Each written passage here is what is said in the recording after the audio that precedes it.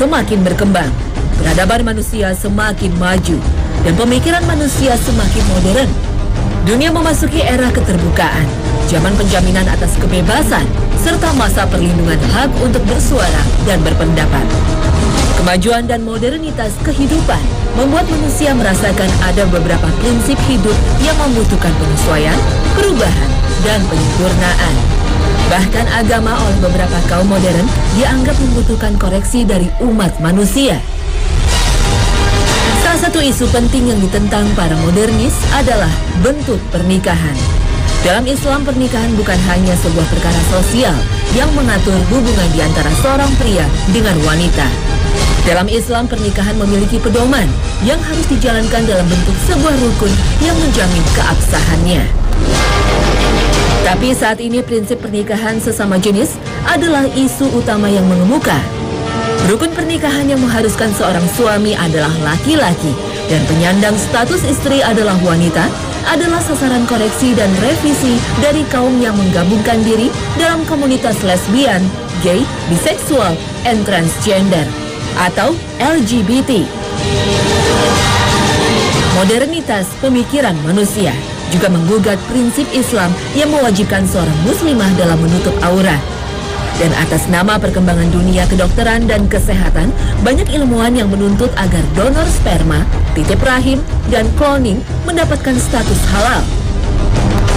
Beberapa prinsip kehidupan seperti sistem politik, ekonomi, dan sosial budaya memang akan selalu berubah sesuai dengan cara hidup manusia sebagai makhluk sosial.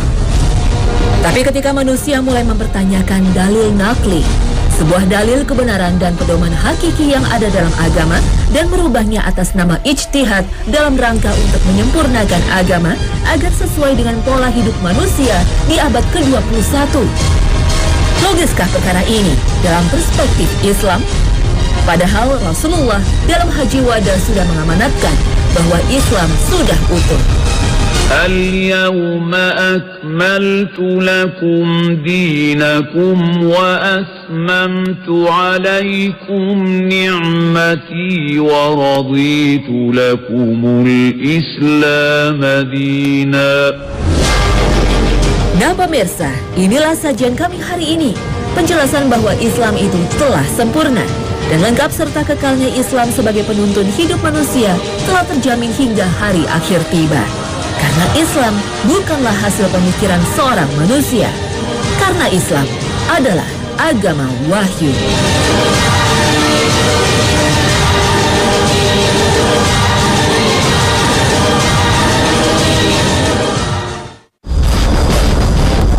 Assalamualaikum warahmatullahi wabarakatuh. Selamat pagi pemirsa Hasanah Trans 7. Kami kembali hadir untuk menyempurnakan wawasan Islami Anda. Semoga kajian kami hari ini mampu diambil hikmah dan ibrahnya. Amin, Allahumma amin. Kehidupan duniawi di hari ini erat dengan 3 kondisi: modern, dinamis, dan rasional. Modern adalah sebuah kata yang lekat dengan sifat penuh pembaharuan dan menyempurnakan sebuah prinsip hidup yang dianut di masa lampau. Dinamis adalah sebuah sifat di masa kini yang lekat dengan pola kehidupan manusia yang terus berubah. Dunia yang modern membutuhkan proses adaptasi yang cepat, karena modernitas selalu menemukan hal-hal baru yang membutuhkan penyesuaian. Perubahan tidak lagi dalam hitungan dasawarsa, windu, ataupun tahun. Manusia modern dituntut untuk selalu dinamis, mampu bergerak dan menyesuaikan diri secara cepat. Manusia yang cenderung statis, berpegang teguh pada prinsip dan nilai, cenderung identik dengan sifat konservatif, kolot, militan, bahkan tidak toleran. Manusia modern meyakini bahwa hanya ada satu kepastian dalam hidup ini, yaitu ketidakpastian itu sendiri. Oleh karenanya, bagi manusia modern, orang terkuat bukanlah pemilik segalanya. Orang terkuat adalah orang yang mampu bertahan di atas segala kondisi yang ada. Modernitas dan dinamisnya pola hidup manusia bertumpu pada satu hal, yaitu rasionalitas. Rasional adalah sebuah pola pikir yang mengedepankan akal dan nalar dalam mengembangkan peradaban. Asas rasionalitas hanya menilai kebenaran yang terbukti secara ilmiah, mampu dituliskan, dirumuskan dalam bentuk teori yang disusun setelah diteliti dan dikaji. Rasionalitaslah yang menggiring manusia modern senantiasa berpikir dinamis, termasuk berketetapan hati untuk mengkoreksi sebuah tuntunan ilahi yang diturunkan dalam bentuk wahyu. Salah satu kebenaran dalam Islam yang sulit diterima manusia modern yang dinamis dan rasional adalah peristiwa Isra Mi'raj Rasulullah SAW. Inilah letak perbedaan mendasar seorang yang beriman dengan yang berilmu. Semua orang yang beriman insya Allah berilmu, karena orang ilmu adalah penyempurna iman. Sebagaimana hadis Rasulullah SAW, Muhammad Rasulullah SAW bersabda, kelebihan orang berilmu dibandingkan dengan abid, seorang ahli ibadah, adalah 70 derajat. Hadis riwayat Ashbihani. Namun seorang yang berilmu belum tentu beriman.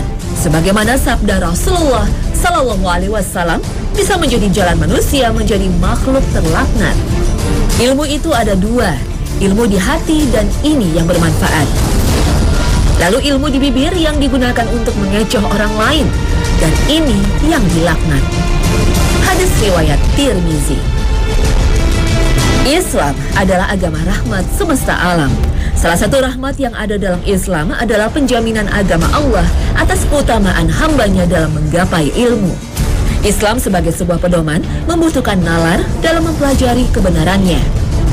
Islam sebagai wahyu kepada Rasulullah SAW yang menjadi petunjuk kepada manusia, difirmankan Allah dalam surah Duha ayat ke-7.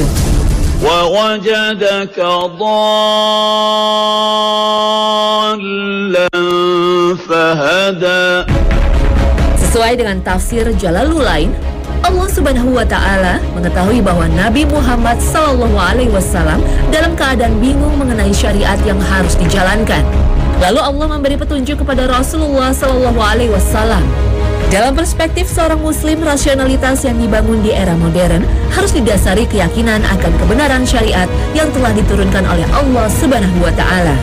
Keyakinan manusia akan kebenaran Al-Quran yang diturunkan lebih dari 14 abad yang lalu bukanlah bentuk prinsip yang kuno. Karena seorang Muslim yakin Al-Quran akan selalu sesuai dengan kehidupan manusia dulu, sekarang, dan yang akan datang.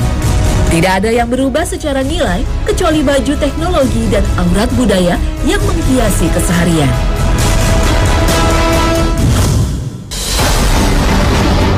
Ilmu sosial adalah salah satu bentuk nalar dalam mempelajari pola hubungan manusia sebagai sebuah komunitas. Manusia adalah sebuah individu yang membutuhkan individu lainnya untuk menjalani hidupnya di dunia. Salah satu bukti nyata sifat manusia sebagai makhluk sosial adalah terciptanya Siti Hawa sebagai teman Nabi Adam alaihissalam. Peristiwa penciptaan Siti Hawa membuktikan bahwa sesempurna apapun manusia tetap membutuhkan manusia lain agar kehidupannya menjadi sempurna. Dalam konteks keilmuan, seiring dengan perkembangan eksistensi ilmuwan muslim, syariat Islam mulai digunakan untuk menyempurnakan perkembangan ilmu hukum dan ekonomi. Prinsip syariat Islam telah menjadi dasar hukum dan perundangan di Indonesia, utamanya dalam perkara waris, pernikahan, dan perceraian. Bahkan Pancasila adalah Islam, satu kesatuan yang utuh, bukan dilihat terpisah sila per sila. Penggunaan syariat Islam berkembang dalam prinsip perbankan seiring dengan terus tumbuhnya Islamic banking atau perbankan syariah. Namun untuk bidang politik, dunia modern nampaknya terus menjaga jarak dengan Islam. Agama adalah persoalan privat yang hanya menyangkut urusan akidah dan prinsip keimanan. Pemisahan prinsip agama dalam berpolitik dan bertata negara dikenal dengan istilah sekularisme. Sebelum kita sependapat dengan prinsip sekularisme dalam bernegara, simak dulu tafsir surah An-Nisa ayat ke-59. Ya ayyuhalladzina amanu ati'u Allah wa ati'u Rasul wa ulil amri minkum. فَإِن تَنَازَعْتُمْ فِي شَيْءٍ فَرُدُّوهُ إِلَى اللَّهِ وَالرَّسُولِ إِن كُنتُمْ تُؤْمِنُونَ بِاللَّهِ وَالْيَوْمِ الْآخِرِ ذَلِكَ خَيْرٌ وَأَحْسَنُ تَأْوِيلًا. Berdasarkan surah ini, maka Allah telah menggariskan prinsip bertata negara, yaitu ketaatan seorang muslim kepada para pemimpinnya. Dan para pemimpin memiliki amanah untuk menyelesaikan pendapat berdasarkan Al-Quran dan Sunnah, serta hadis Rasulullah SAW. Allah telah menegaskan seorang muslim harus menyerahkan perselisihan, pertikaian, dan persengketaan kepada para pemimpin. Dan hal ini adalah sebuah keutamaan dan memiliki kebaikan. Pekerjaan pemimpin sebagai penengah dan perumus kebijakan bagi umat, bangsa, dan rakyatnya bukanlah sebuah kenikmatan.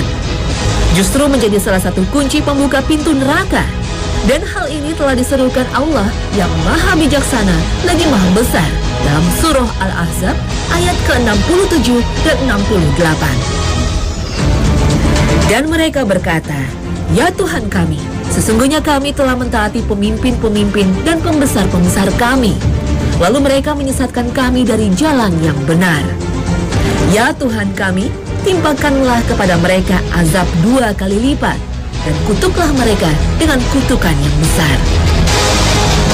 Pemimpin di dunia adalah sumber rujukan, figur teladan, dan pemberi pedoman bagi rakyatnya, bangsanya, dan umatnya. Penolakan atas prinsip sekularisme bukan berarti pemaksaan syariat Islam menjadi landasan hukum bertata negara secara formal.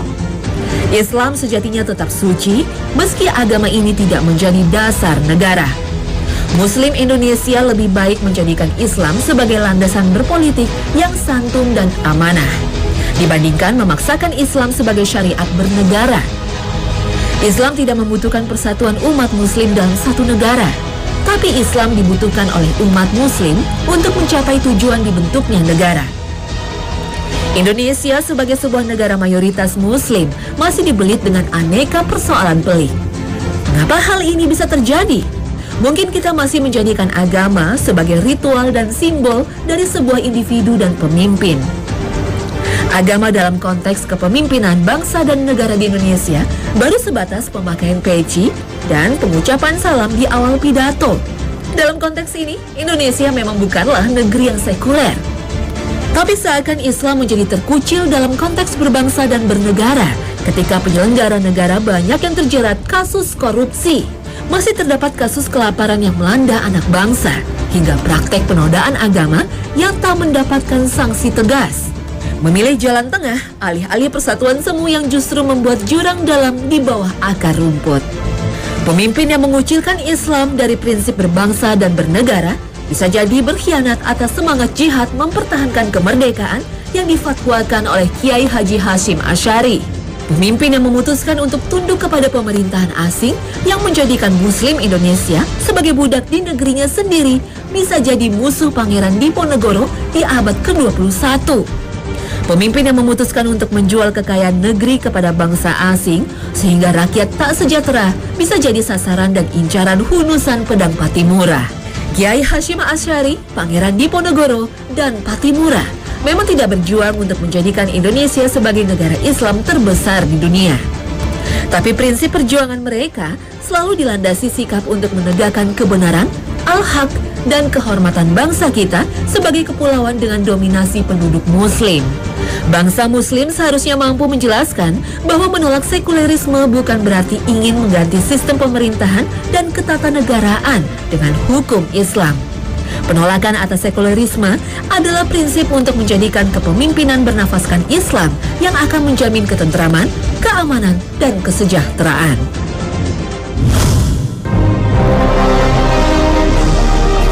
Kebebasan dan penjaminan atas pemikiran semakin dominan di era modern yang dinamis dan rasional. Pendapat seseorang yang mampu terbukti dalam kaidah ilmiah dipahami sebagai sebuah kebenaran. Namun teori kebenaran yang disusun secara mandiri tanpa memperhatikan kebenaran dalam Islam akan menjebak manusia menjadi makhluk yang sangat mengasihi dirinya sendiri. Inilah pangkal dari tumbuhnya paham humanisme yang mengagungkan hak asasi manusia.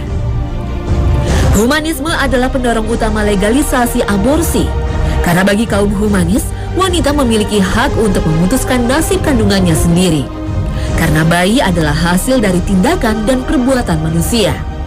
Bukanlah takdir Allah kepada manusia untuk memiliki buah hati.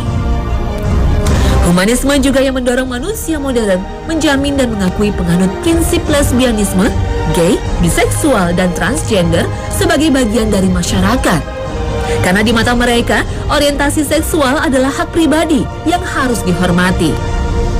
Ketika humanisme masuk dalam ranah kedokteran dan kesehatan, timbullah teknologi cloning, titip rahim dan donor sperma serta sel telur.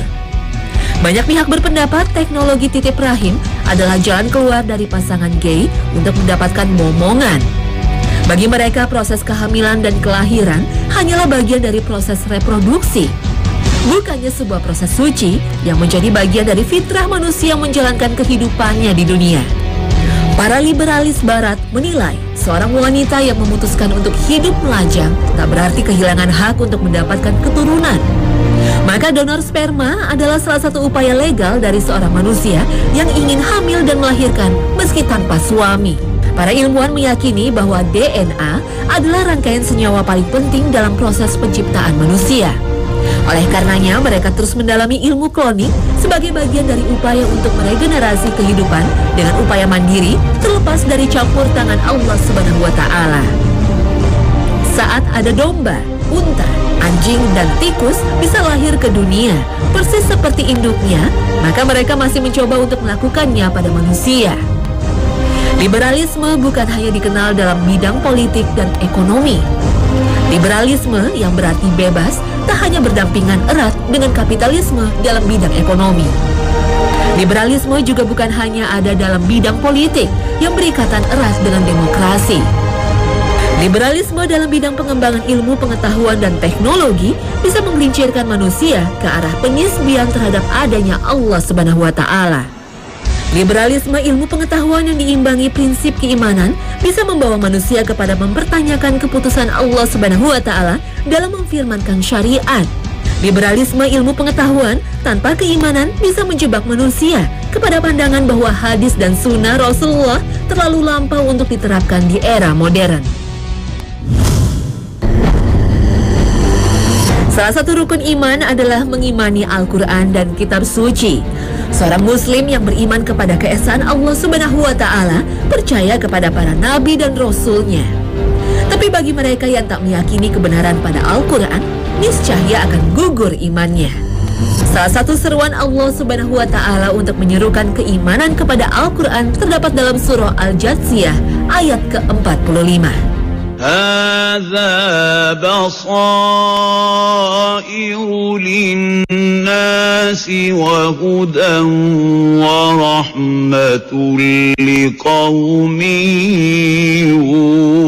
يوقنون. Pemahaman atas surah ini adalah dasar dari manusia untuk mengembangkan keilmuannya berdasarkan rasionalitas. Apapun kebenaran yang dipertanyakan, harusnya tidak mempertanyakan kebenaran dalam Al-Quran. Sikap seorang muslim untuk menolak prinsip homoseksual tidak berarti Islam membenci prinsip penegakan hak asasi manusia.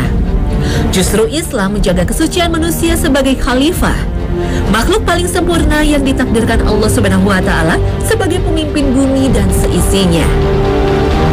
Ketika para ulama memfatwakan teknologi titip rahim diharamkan, bukan berarti para ulama membatasi upaya sebuah pasangan mendapatkan buah hati. Karena Islam telah secara indah menjelaskan bahwa seorang ibu adalah wanita yang melahirkan dan mengandung buah hatinya. Dan rahim bukan hanya sebuah organ yang berfungsi sebagai tempat perkembangan janin semata yang bisa disewakan layaknya loker penitipan barang. Proses belajar dan menggali ilmu duniawi seharusnya menempatkan Al-Quran dan hadis Nabi Muhammad SAW sebagai sumber kebenaran utama. Sehingga kita percaya bahwa hipotesa yang dibangun dalam penelitian selalu bertujuan untuk menguak hikmah akan kebenaran yang telah digariskan dalam Islam. Ingatlah, dalam Al-Quran dan hadis Nabi Muhammad banyak sekali mengisahkan kehancuran sebuah kaum yang mengagungkan atas kemurnian pemikiran manusia. Al-Quran bukanlah sebuah kitab kisah, tapi kisah dalam Al-Quran terjamin kebenarannya, sehingga kita wajib belajar atas kezaliman umat terdahulu. Maka simaklah panduan dalam meyakini bahwa Islam adalah sebuah wahyu. Kalau seandainya kita mau mengaitkan antara Islam dan liberalisme, tidak akan bisa. Itu menyatukan antara air dan minyak. Karena semua di dalam Islam ini diatur. kebebasan beragama, ya bebas. Kita mau menyembah siapapun bebas. Mau nyembah pohon, bebas. Mau nyembah patung, bebas. Kalau hanya sekedar membuka wacana berpikir, Islam juga sudah menekankan membuka wacana berpikir, tidak menutup pintu ijtihad. Tapi ketika itu bebas yang kelewatan, di sini Islam mulai mengatur. Islam sebagai wahyu harus diyakini dan dipercayai. Mempertanyakan kebenaran wahyu Allah Subhanahu wa Ta'ala bisa jadi membatalkan keimanan kita. Manusia boleh dan berhak untuk menafsirkan wahyu Allah yang tertulis dalam Al-Quran dan diteladankan dalam Sunnah Rasulullah Sallallahu Alaihi Wasallam. Tapi apakah pantas seorang manusia yang terbatas nalarnya mempertanyakan kebenaran yang telah digariskan Allah Subhanahu wa Ta'ala yang Maha mengetahui lagi Maha bijaksana? Islam seharusnya menjadi nafas dalam keseharian hidup manusia, baik dalam bidang ekonomi, hukum, komunikasi, bahkan politik dan tata negara. Tapi menjadikan Islam sebagai nafas tak harus berbentuk sebuah pembentukan badan hukum, perusahaan, atau negara Islam. Saat seorang muslim menjalankan aktivitasnya di segala bidang dengan penuh amanah, maka sejatinya itulah prinsip paling lantang dalam menolak sekulerisme, liberalisme, dan humanisme yang kebablasan.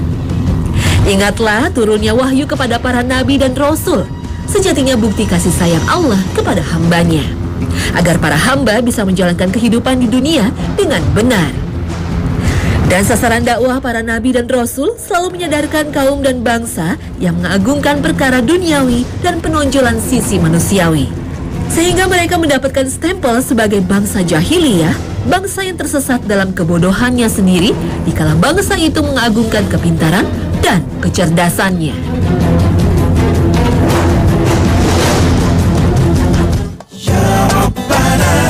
Nah pemirsa, inilah akhir kebersamaan kita.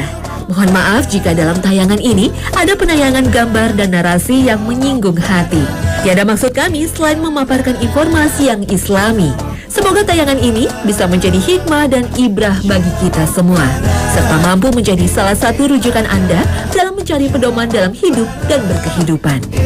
Akhir kata, wassalamualaikum warahmatullahi wabarakatuh.